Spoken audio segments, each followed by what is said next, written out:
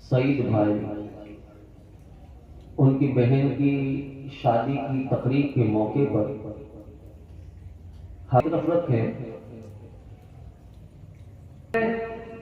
بہت سارے لوگ بستے ہیں، بہت سارے لوگ رہتے ہیں، الگ الگ مذہب کو فالو کرتے ہیں، الگ الگ مذہبوں کو ماننے والے لوگ ہیں.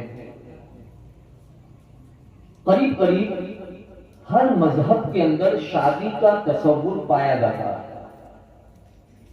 ہر مذہب کا بندہ شادی کرتا ہے، یہ الگ بات ہے، ان کے طور طریقے الگ ہیں، لیکن شادی ہر مذہب کے اندر پائی جاتی ہے، سوائے کچھ لوگوں کے جو لیو ان ریلیشن شپ کے اندر مانتے ہیں کہ مرد عورت کچھ دن، کچھ مہینے، کچھ سال رہے بغیر نکاح کے، جب تک ان کا جی چاہا رہے، پھر اپنی مرضی سے جدا ہو گئے. ایسے لوگوں کی تعداد بہت کم ہے، ورنہ آپ دنیا میں کسی بھی مذہب میں دیکھ لیں تو شادی کا تصور پایا جاتا ہے. دنیا میں سب سے پہلی شادی ہمارے باپ ابو البشر حضرت سیدنا آدم علیہ السلام کی جنت میں ہوئی.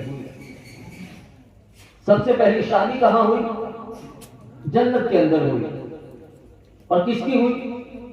حضرت آدم علیہ السلام کی ہوئی. اللہ تبارک و تعالیٰ نے حضرت آدم علیہ السلام کو پیدا فرمایا، انہیں جنت میں رکھا. اب جنت میں کس چیز کی کمی تھی؟ جنت میں حوریں موجود ہیں، جنت میں غیبان خدمت کے لیے موجود ہیں، جنت کے اندر جو شے چاہیے وہ شے فوراً حاصل ہو جاتی ہے. دکھ درد کا کوئی نام و نشان نہیں. جنت آرام کی شے ہے، وہاں پر دکھ درد مصیبت تکلیف بیماری کوئی شے نہیں. جو بندہ چاہے اسی وقت اس کو مل جاتا ہے. لیکن بندے کی فطرت ہے کہ وہ ہمیشہ اپنے ہم جنس سے مانوس ہوتا ہے، کہ ہم انسان ہیں تو ہمیں انسان کے ساتھ دوستی کرنا اچھا لگتا ہے. ہم انسان ہیں تو ہمیں انسان کے پاس بیٹھنا اچھا لگتا ہے. ہم انسان ہیں تو ہمیں انسان کے ساتھ بات کرنا، وقت گزارنا اچھا لگتا ہے. حضرت آدم علیہ السلام کو جنت میں کسی قسم کی کوئی کمی نہیں تھی، لیکن ان کا دل چاہا کہ کوئی میرا ہم جنس ہو جس سے میں اپنے دل کی بات کہہ سکوں، وہ اپنے دل کی بات مجھے کہے. اللہ تبارک و تعالیٰ کی بارگاہ میں حضرت آدم علیہ السلام نے عرض کیا، مولا میں اپنا ہم جنس چاہتا ہوں جس سے کہ میں اپنے دل کی بات کر سکوں، وہ میرے ساتھ اپنے دل کی بات کر سکے. اللہ تبارک و تعالیٰ نے کہا ٹھیک ہے، ہم تمہارے ہم جنس کو پیدا کرتے ہیں. حضرت آدم علیہ السلام کو اللہ تبارک و تعالیٰ نے گہری نیند دی. آپ سو گئے، آپ کی بائیں پسلی سے اللہ تبارک و تعالیٰ نے ماں حوا علیہ السلام کو پیدا فرمایا. حضرت آدم علیہ السلام کے بالکل بغل میں، بالکل پہلو میں جنت کے اندر ماں حوا علیہ السلام موجود ہے. اب حضرت آدم علیہ السلام کو بیدار کیا گیا. حضرت آدم علیہ السلام بیدار ہوئے. جیسے ہی بیدار ہوئے، انہوں نے اپنے قریب میں ایک اپنے ہم جنس کو دیکھا جو بڑا ہی حسین و جمیل، حسن کا پیکر اور خوبصورت. حضرت حوا علیہ السلام اتنی خوبصورت تھی، اتنی خوبصورت تھی کہ ان کے سامنے حوروں کا حسن پھیکا پڑ جاتا. ارے میرے آقا صلی اللہ علیہ وسلم ارشاد فرماتے ہیں سب سے پہلے حوروں کے حسن کے بارے میں جان لیں کہ اللہ نے حوروں کو کتنا حسن دیا ہے. آقا فرماتے ہیں کہ حوریں، جنت کی حوریں جو دوپٹہ اوڑھتی ہیں، جو اوڑھنا اوڑھتی ہیں، اگر دوپٹے کو دنیا میں لٹکا دیں تو اس دوپٹے کی روشنی سے ساری دنیا والوں کی آنکھیں چندیا جائے، آنکھیں نہ کھل سکے، اتنا خوبصورت ان کا دوپٹہ، اتنا نورانی ان کا دوپٹہ ہوتا۔ اور ان کے حسن کا یہ عالم ہے کہ اگر کسی پھول کی ایڑی کو دنیا میں ظاہر کر دیا جائے تو اس کے سامنے سارے دنیا کے حسینوں کا حسن پھیکا پڑ جائے۔ ان کی ایڑی کا حسن اللہ تعالیٰ نے اتنا دیا۔ اب ذرا تصور کریں کہ ایک پھول کی ایڑی کے حسن کا یہ عالم ہے، تب سراپا حسن کا عالم کیا ہوگا؟ لیکن ماں حوا علیہ السلام کے حسن کے حوالے سے میرے آقا ارشاد فرماتے ہیں کہ حضرت حوا علیہ السلام کو اللہ تبارک و تعالیٰ نے اتنا حسین بنایا، اتنا جمیل بنایا کہ ساری حوروں کا حسن ایک طرف اور ماں حوا کا حسن ایک طرف۔ ذرا آپ سوچیں کہ ایک حور کی ایڑی کا یہ عالم ہے کہ دنیا کے سارے لوگوں کا حسن جمع کیا جائے تو جنت کے ایک حور کی ایڑی کا مقابلہ کوئی نہیں کر سکتا۔ اب جنت میں اتنی ساری حوریں ہیں، ساری حوروں کا حسن ایک طرف اور ماں حوا علیہ السلام کا حسن ایک طرف۔ اتنی حسین اور جمیل خاتون کو جب حضرت آدم علیہ السلام نے اپنے قریب دیکھا تو آپ نے چاہا کہ آپ انہیں چھوئیں، تو چھونے کے لیے آپ نے اپنا ہاتھ آگے بڑھایا۔ جیسے ہی ہاتھ آگے بڑھایا اللہ تبارک و تعالیٰ نے ارشاد فرمایا کہ اے آدم اپنے ہاتھ کو روک لو، ابھی یہ تمہارے لیے حلال نہیں ہے، ابھی یہ تمہارے لیے حلال نہیں ہے۔ کہا مولا کیوں؟ میں نے ہی تو دعا کی تھی، تو نے میرے ہی تو لیے حوا کو پیدا کیا ہے، اب مولا میں سے کیوں نہیں چھو سکتا؟ کہا وجہ یہ ہے کہ جب تک تمہارا نکاح حوا سے نہیں ہوگا حوا تمہارے لیے حرام ہے۔ کیا ہے؟ بول کے بتائیں۔ حرام۔ ماں حوا حضرت آدم کے لیے بغیر نکاح کے حرام رہتی ہیں، تو یہ ہماری اسلامی بہنیں منگنی کے ساتھ بغیر نکاح کے یہ غیر مردوں کے لیے کہاں سے جائز ہو گئے؟ ایک سال تک، دو سال تک منگنیاں رہتی ہیں اور پھر اسلامی بہنیں ان کے ساتھ گھومنے جاتی ہیں، پھرنے جاتی ہیں، میلوں ٹھیلوں میں جاتی ہیں۔ کوئی فنکشن ہوا کہا بہو کو بلا، ابھی کہاں نکاح ہوا ہے بہو ہو گئی، آپ نے کہہ دیا ہو گئی۔ یہ تصور ہمارے اندر پایا جاتا ہے اور بسا اوقات تو یہ دیکھا جاتا ہے کہ ایک سال، دو سال کسی کی لڑکی کو منگنی کے نام پر گھمایا جاتا ہے اور پھر اس سے منگنی توڑ دی جاتی ہے۔ یہ کیا بات ہوئی ہے؟ ماں حوا حضرت آدم کے لیے بغیر نکاح کے حرام تھی۔ ذرا سوچیں، اولو العزم النبی ہے، ابو البشر ہے، ان کے لیے حرام تھی، بتائیں ایک غیر محرم عورت بغیر نکاح کے ہمارے لیے کہاں سے جائز ہوئی؟ اچھا اللہ تعالیٰ نے ارشاد فرمایا کہ اے آدم یہ تمہارے لیے ابھی حرام ہے کیونکہ تمہارا نکاح نہیں ہوا۔ کہ مولا تو پھر مجھے کیا کرنا پڑے گا؟ کہ نکاح کے لیے مہر دینا پڑے گا۔ اب ذرا سوچیں، جنت میں ہیرے ہیں، جواہرات ہے، سونا ہے، چاندی ہے، کیا ایسی شے ہے جو جنت میں موجود نہیں؟ کہ مولا مہر کیا ہوگا؟ تو اللہ تبارک و تعالیٰ نے ارشاد فرمایا، آئے ہائے ہائے، ذرا قربان جائیں کہ اللہ تبارک و تعالیٰ نے ہمیں کس نبی کا امتی بنایا، قربان جائیں۔ حضرت آدم علیہ السلام نے عرض کیا مولا مہر کیا ہوگا؟ کہا سن، تو میرے محبوب کے اوپر درود پڑھ، تیرا درود پڑھنا یہ مہر ہوگا اور درود پڑھنے سے تیرا نکاح ہوگا اور یہ حوا تیرے لیے جائز ہو جائے۔ سبحان اللہ۔ اے ہائے کیا مقام، کیا شان ہے ہمارے آقا، کیا شان ہے ہمارے نبی کی، ہم کس نبی کے مانتے؟ مہر سے مجھے یاد آ گیا کہ مہر 3 قسم کا ہوتا ہے۔ مہر کتنی قسم کا ہوتا ہے آپ جانتے ہیں؟ 3 قسم کا ہوتا ہے۔ کتنی قسم کا؟ 3۔ ایک مہر معجل، میم عین جیم لام. ایک ہے مہر معجل، دوسرا ہے مہر معجل. کیا ہے؟ میم واو جیم لام. پہلا ہے معجل میم عین جیم لام، دوسرا ہے مہر معجل، اور تیسرا ہے مہر مطلق. کیا ہے؟ مہر مطلق. بہت باریک میں گفتگو کرنے لگا ہوں. یہ اتنی کم تعداد میں گفتگو کرنے کی یہ بات نہیں ہے، اس کے لیے بہت سارے لوگ درکار ہیں، لیکن ہمیں تعداد سے کیا لینا. ہمیں تو بس سرکار کی بات کرنی ہے، جس مقصد کے لیے ہمیں بلایا ہے بس اس مقصد کو ہمیں پورا کرنا ہے. تو مہر کی تین قسمیں ہیں. ایک مہر معجل عین سے، ایک مہر معجل، اور ایک مہر مطلق. مہر معجل کسے کہتے ہیں؟ ادھر نکاح ادھر مہر، ادھر نکاح ادھر مہر، جسے نقد کہتے ہیں. اور حضور اکرم صلی اللہ تعالی علیہ وسلم نے جتنی ازواج مطہرات کے ساتھ نکاح کیا سب کو مہر معجل دیا.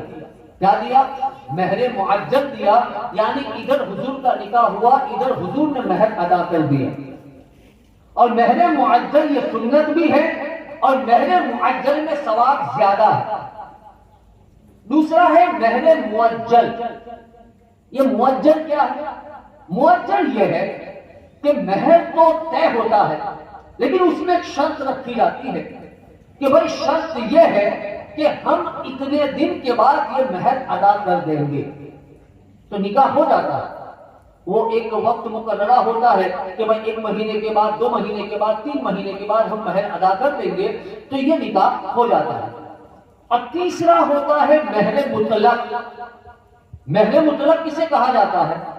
کہ مہر مطلق یہ ہے کہ اسے طے کیا جاتا ہے، لیکن یہ کہ بھائی جیسے جیسے ہمارے پاس پیسے آتے جائیں گے ویسے ویسے ہم قسطوں میں دیتے جائیں گے، یعنی تھوڑا تھوڑا کر کے دیتے جائیں گے.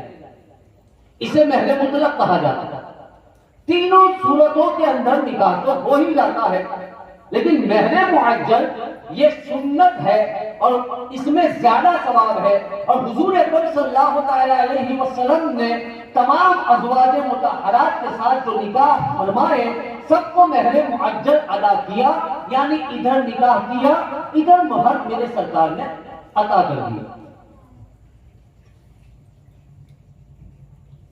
اور یہاں پر ایک فرقہ ہے اہل حدیث کا، وہ اعتراض کرتا ہے اور دلیل میں ایک حدیث کو پیش کرتا ہے. حضرت سیدنا امام اعظم ابو حنیفہ رضی اللہ تعالیٰ عنہ جو ہمارے امام ہیں، انہوں نے حدیث کی ساری کتابوں کو کھنکھایا اور کھنکھال کے نچوڑ پیش کیا کہ بھائی کم سے کم مہر کتنا ہونا چاہیے. کیونکہ کچھ مقامات پر تو رسم کے طور پر 500 روپیہ، 200 روپیہ، 700 روپیہ، 1000 روپیہ اپنی مرضی سے رکھ دیا.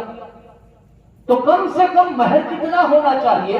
تو آپ نے احادیث کی کتابوں کو کھنکھالا اور پھر یہ نتیجہ نکالا کہ کم سے کم مہر 10 درہم ہونا چاہیے. کتنا؟ 10 درہم ہونا چاہیے. اب 10 درہم یہ کتنا تولہ سا چاندی بنتا ہے؟ 250 گرام. کتنا؟ 250 گرام. تو 25 تولہ. کتنا؟ 2.5 تولہ. 25 تولہ یہ چاندی بنتا ہے. ایک تولہ چاندی کی قیمت اگر 78 روپے یعنی 78 روپے ہم یہ کر لیں تو قریباً 1900 یا 2000 کے آس پاس یہ مہر کی رقم بنتی ہے. کم از کم اتنی رقم. لیکن یہ جو اہل حدیث ہیں غیر مقید ہیں، وہ کسی کی تقلید نہیں کرتے، کسی امام کو نہیں مانتے. وہ ڈائریکٹ قرآن اور حدیث سے بات کرنے کے عادی ہوتے ہیں. وہ کہتے ہیں بھائی آپ کے امام نے یہ 10 درہم یہ کیسے مقرر کر دیا؟ حدیث میں تو ایک روایت یہ بھی ملتی ہے. تو وہ کیا ہے؟ دلیل میں وہ ایک حدیث پیش کرتے ہیں. تو حضور اکرم صلی اللہ علیہ وسلم جلوہ بار تھے. ایک عورت آئی اور آنے کے بعد آقا کی بارگاہ میں عرض کیا بندہ نواز میں آپ سے نکاح کرنا چاہتی ہوں. اس عورت نے کیا کہا؟ یا رسول اللہ صلی اللہ علیہ وسلم میں آپ کے ساتھ نکاح کرنا چاہتی ہوں. میرے آقا صلی اللہ علیہ وسلم نے کوئی جواب نہیں دیا. دوسری مرتبہ عورت نے عرض کیا کہ آقا میں آپ کے ساتھ نکاح کرنا چاہتی ہوں. آقا نے کوئی جواب نہیں دیا.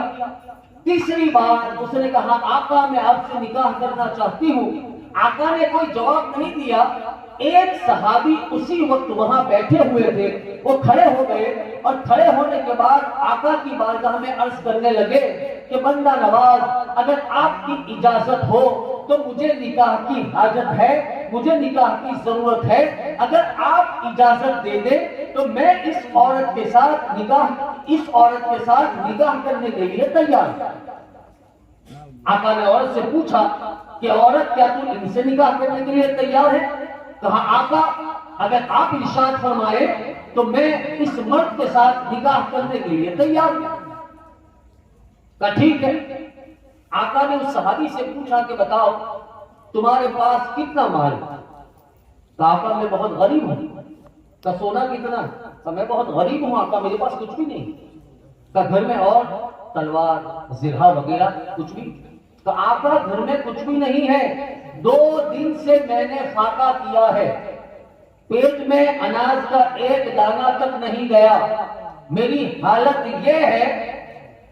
آقا صلی اللہ تعالی علیہ وسلم نے ارشاد فرمایا کہ تیرے پاس ایک لوہے کی انگوٹھی بھی نہیں. انگوٹھی مردوں کے لیے حرام ہے, سونے اور لوہے پتل تانبے کی وغیرہ پہنتے ہیں, یہ حرام ہے. صرف چاندی کی وہ بھی ایک مقدار ہے, اس مقدار کے حساب سے جائز ہے. اس سے مراد کیا ہے؟ لوہے کی انگوٹھی سے مراد یعنی لوہا اتنی سستی چیز, یعنی لوہے کے ٹکڑے جتنا بھی تیرے پاس کچھ نہیں ہے. تو آقا میرے پاس کچھ نہیں ہے. اہل حدیث دلیل میں اس حدیث کو پیش کرتے ہیں. تو امام اعظم نے 10 درہم کہے ہیں. اب دیکھو حدیث میں کیا ہے. کہا نہیں ہے میرے پاس. کہا ٹھیک ہے, تجھے قرآن کی کچھ صورتیں یاد ہیں؟ اس صحابی نے عرض کیا ہاں آقا مجھے یاد ہے. کہا ٹھیک ہے, جتنی صورتیں یاد ہے میں سنا. صحابی نے سنائی, آقا نے سنی. اس کے بعد اس عورت کی طرف مخاطب ہوئے اور مخاطب ہونے کے بعد فرمایا کہ اے خاتون, یہ صورتیں اس نے جو مجھے سنائی ہے وہی تیرا حق کے مہر میں ادا کرتا ہوں, وہی تیرا حق کے مہر میں ادا کرتا ہوں. اہل حدیث اس حدیث کو دلیل بنا کر کہتے ہیں کہ یہاں کہاں 10 دینار سورت بھی پڑھ لو تو مہر ادا ہو جائے.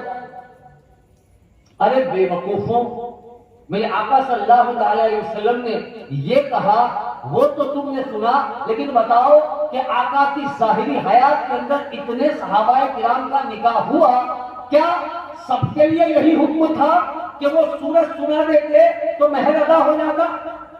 یہ تو سب کے لیے آسانی ہو جاتی. کیوں کہ کوئی بندہ ایسا نہیں کہ جس کو ایک سورت یاد نہ ہو, وہ سورہ فاتحہ مولانا کو سنا دیتا اور مہر ادا ہو جاتا. ارے میرے آقا کی بات الگ ہے. میرے آقا جس چیز کو حلال کہہ دے وہ چیز حلال ہو جاتی. میرے آقا جس چیز کو حلال کہہ دے وہ حلال ہو جائے, اور میرے آقا جس چیز کو حرام کہہ دے وہ حرام ہو جائے. اور یہ خاصہ صرف میرے آقا کا ہے, کسی دوسرے کے لیے نہیں ہے, کسی دوسرے کے لیے نہیں ہے. ایک اور واقعہ میں آپ کو سناتا ہوں. حضرت سعد اس صحابی رسول کا نام ہے, لیکن انہیں اسود کہہ کر پکارا جاتا ہے. یہ بہت زیادہ کالے, اتنے کالے کہ حضرت بلال سے زیادہ کالے. ان کو لوگ اسود کہتے تھے. اسود کا معنی ہی یہ ہوتا ہے کہ بہت زیادہ کالا, بہت کالے, غریب, حسب نسب بھی کوئی اتنا اونچا نہیں. گرمیوں کا موسم ہے, حضرت اسود مسجد کے اندر بیٹھے ہوئے.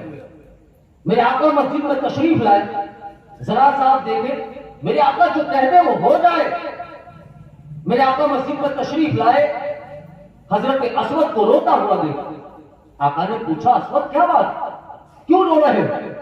کہ یا رسول اللہ صلی اللہ تعالی علیہ وسلم, آپ کو تو سب پتا ہے کہ آپ کا غلام کیوں رو رہا ہے. آقا نے فرمایا ہاں, لیکن میں تمہاری زبان سے سننا چاہتا ہوں, بتاؤ کیا بات. کہا آقا میں بہت زیادہ کالا ہوں اور ایک تو غریب ہوں, مجھے نکاح کی حاجت ہے, لیکن میرے کالے ہونے کی وجہ سے اور میرے غریب ہونے کی وجہ سے کوئی مجھ سے نکاح کرنے کے لیے تیار نہیں. میرے آقا نے فرمایا کہ نسب دیکھ کر شادیاں نہ کرو, مال و دولت کو دیکھ کر شادیاں نہ کرو, بلکہ تقوی دیکھ کر شادی کرو. کیا دیکھ کر؟ تقوی دیکھ کر شادی کرو کہ لڑکا کتنا پرہیزگار ہے، لڑکی کتنی پرہیزگار ہے، لڑکی کتنی متقی ہے. میرے آقا نے فرمایا یہ بات ہے؟ کہا ہاں. اچھا بتاؤ پورے مدینہ منورہ میں سب سے حسین و جمیل لڑکی کون؟ کہتے سبحان اللہ. کون دیتا ہے؟ دینے کو منہ چاہیے. اعلیٰ حضرت فرماتے ہیں کون دیتا ہے؟ دینے کو منہ چاہیے. دینے والا ہے سچا ہمارا نبی. اور واہ کیا جود و کرم ہے، اے شہ بطحا تیرا نہیں سنتا ہی نہیں مانگنے والا تیرا. میں تو مالک ہی کہوں گا کہ ہو مالک کے حبیب، کیونکہ محبوب و محب میں نہیں میرا تیرا. آقا کے دربار میں کوئی آئے اور خالی چلا جائے، ایسا کیسے ہو سکتا ہے؟ میرے آقا صلی اللہ تعالی علیہ وسلم نے فرمایا بتاؤ پورے مدینہ منورہ میں سب سے حسین و جمیل لڑکی کون؟ کہ یا رسول اللہ صلی اللہ تعالی علیہ وسلم آپ کے ایک صحابی ہیں، بہت امیر ہیں، اور ان کی لڑکی کے چرچے، خوبصورتی کے چرچے پورے مدینہ منورہ میں ہیں. تو ٹھیک ہے جاؤ کسی خط لکھنے والے کو بلا کر لے آؤ. حضرت اسود اٹھے اور بالکل قریب میں مولا کائنات داماد پیغمبر سیدنا علی شیر خدا رضی اللہ تعالیٰ عنہ کا مکان تھا. اب سیدھے ان کے مکان پر پہنچو. آواز دی. کہا کون؟ کہا حضور میں اسود ہوں. کہا کیا بات؟ تو آقا نے بھیجا ہے کہ خط لکھنا ہے. تو ٹھیک ہے چلو مولا کائنات جلدی سے آئے. آپ نے کہا لکھو کہ یہ محمد صلی اللہ علیہ وسلم کی طرف سے خط ہے کہ میں نے تمہاری بیٹی کا نکاح اسود کے ساتھ کر دیا ہے. لو اسود یہ خط لو اور جاؤ اس صحابی کے گھر چلے گئے. یہ اس صحابی کے گھر پہنچے، سلام پیش کیا. کہا کیا بات ہے؟ کہ حضور کا خط لے کر آیا ہوں. کہا ٹھیک ہے تم بیٹھو. انہیں پانی وانی پیش کیا، ان کے پاس سے خط لیا اور خط کو پڑھا. خط کا مضمون تھا کہ میں محمد صلی اللہ علیہ وسلم تمہاری بیٹی کا نکاح اسود کے ساتھ کرتا ہوں. اب انہوں نے جیسے خط پڑھا ان کے چہرے کا رنگ بدلنے لگا. کیوں؟ کہ بہت امیر تھے. ان کی لڑکی پورے مدینہ منورہ میں سب سے خوبصورت تھی اور چاہتے تھے کہ کسی اونچے خاندان میں کسی حسین و جمیل کے ساتھ ان کی بیٹی کا نکاح ہو. لیکن آقا کا خط تھا، کرے تو کیا کرے؟ اسود سے کہا اسود تمہارے لیے وہ مہمان خانے میں وہ کمرہ تیار کر دیا ہے، تم وہاں بیٹھو، میں تمہیں تھوڑی دیر کے بعد جواب دیتا ہوں. تو ٹھیک. ابھی صحابی کا ایک دوست تھا، ہر مشورہ وہ اپنے دوست کے ساتھ مل کر کیا کرتے تھے. انہوں نے اپنے دوست کو بلایا اور بلانے کے بعد کہا کہ حضور کا خط ہے، لیکن یہ اسود یہ ایک تو غریب ہے، اوپر سے بہت زیادہ کالے ہیں، اور میں امیر گھرانے سے تعلق رکھتا ہوں اور میری بیٹی حسین و جمیل ہے. کہ کیا سوچتے ہو؟ کہ میرا دل نہیں مانتا. کہ ٹھیک ہے جیسا تم کو ٹھیک لگے ویسا کرو. یہ اسود کے پاس آئے اور آنے کے بعد کہا کہ اسود آقا اگر میری جان مانگے تو میں جان دینے کے لیے تیار ہوں. آقا اگر میرا سارا مال مانگ لے تو میں اپنا سارا مال آقا کے قدموں میں قربان کرنے کے لیے تیار ہوں. لیکن اسود میں اپنی بیٹی کا نکاح تمہارے ساتھ نہیں کر سکتا، کیونکہ تمہیں پتا ہے کہ میری بیٹی پورے مدینہ منورہ میں سب سے حسین و جمیل ہے. اسود جب نکلے تھے خط لے کر تو بڑی تیز رفتاری کے ساتھ گھوڑے کو دوڑایا تھا اور اس صحابی کے گھر پہنچے تھے. لیکن جب لوٹے اس جواب کو سن کر تو بس بڑے مایوس تھے اور اداسی کے عالم میں دھیرے دھیرے اپنی سواری کو چلا رہا. ابھی کچھ ہی دور پہنچے تھے کہ پیچھے ایک نقاب پوش گھوڑے پر سوار اسود کے پاس آ جاتا ہے. سلام پیش کیا، اسود نے سلام کا جواب دیا. کہا کیا بات؟ کہا تمہارا نام ہی اسود ہے؟ کہا ہاں. کہا سنو آقا کا خط لے کر تم ہی آئے؟ کہا ہاں. کہا سنو جاؤ اور نکاح کی تیاری کرو، اس امیر زادے کی بیٹی کے ساتھ تمہارا نکاح ہو جائے گا. کہتے سبحان اللہ، ہو جائے گا تمہارا نکاح. تم کون ہو؟ اور اس کے باپ نے تو منع کر دیا. اور تم کون ہو ذرا بتاؤ، اے خبر دینے والے اپنا چہرہ تو بتاؤ۔ اس نے جب اپنا چہرہ کھولا تو اسود نے دیکھا کہ یہ تو کوئی مرد نہیں بلکہ عورت ہے، یہ تو خاتون ہے۔ کہ خاتون تم کیسے کہہ سکتی ہو؟ کہ سنو، جس کے نکاح کا پیغام لے کر تم آئے تھے وہ اس امیر زادے کی لڑکی میں ہی ہوں، میں ہی ہوں، میرے آقا نے کر دیا ہے، تو بات ختم ہو جاتی ہے، میں تمہارے ساتھ نکاح کرنے کے لیے تیار ہوں، جاؤ اور نکاح کی تیاری کرو، میں اپنے باپ کو منا لوں گی اور اسے بھی نکاح میں شامل کر لوں گی۔ حضرت اسود آقا کی بارگاہ میں آئے اور آنے کے بعد سارا واقعہ بیان کیا۔ آقا نے فرمایا اسود بتاؤ تمہارے پاس کتنے پیسے ہیں؟ تو حضور پیسہ تو کچھ بھی نہیں۔ کہ گھر میں کوئی ساز و سامان؟ کہا ہاں ایک سرہا ہے اور ایک تلوار ہے۔ کہ ایک کام کرو اسے جاؤ اور بازار میں بیچ دو، تم اپنے لیے بھی ایک جوڑا خریدو اور اپنی ہونے والی بیوی کے لیے بھی ایک جوڑا خریدو۔ کیا کرو؟ اپنے لیے بھی خریدو اور اپنی ہونے والی بیوی کے لیے بھی خریدو۔ یہاں تو منگیتر کے لیے 2 سال منگنی رہے تو بیچارے سسرال والوں کو کپڑے خریدنے پڑتے ہیں۔ کہ ہمارے داماد کے لیے، ہمارے